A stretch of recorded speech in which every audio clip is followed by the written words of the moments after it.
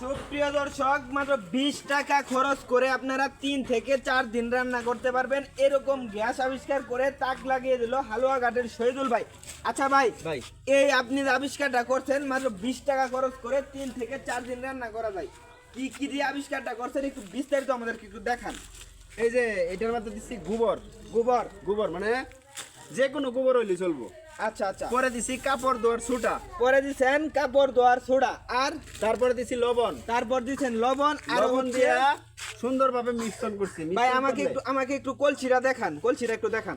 এই যে কলসি আগুনটা নাই? বন্ধ করে, না আগুনটা বন্ধ করে কলসিটা একটু দেখান। আগুন বন্ধ করে কলসি দেখাইতাম। হ্যাঁ হ্যাঁ হ্যাঁ, এর চাপ ধরেন তেলে নিবে যাবো। হ্যাঁ ধরেন, এই যে নিভে গেছে, এই নিবে গেছে। নিভে গেছে। এখন কলসিটা দেখেন। একটু দেখান। এই যে দেখেন এর ভিতরে গোবর দিছি, গোবর, সোডা এবং সোডা, লবণ। লবণ লবণ। ঠিক আছে। আচ্ছা, আর এই কলসির ভিতরে এই কলসির ভিতরেও দিতে দেখুন কি দিছি। এই যে দেখুন এটা খালি মানে এর মধ্যে গ্যাস জমবে, এর মধ্যে গ্যাস জমে। এর মধ্যে না, কিছু নেই। গ্যাস জমবে। হ্যাঁ ভাই ঠিক আছে।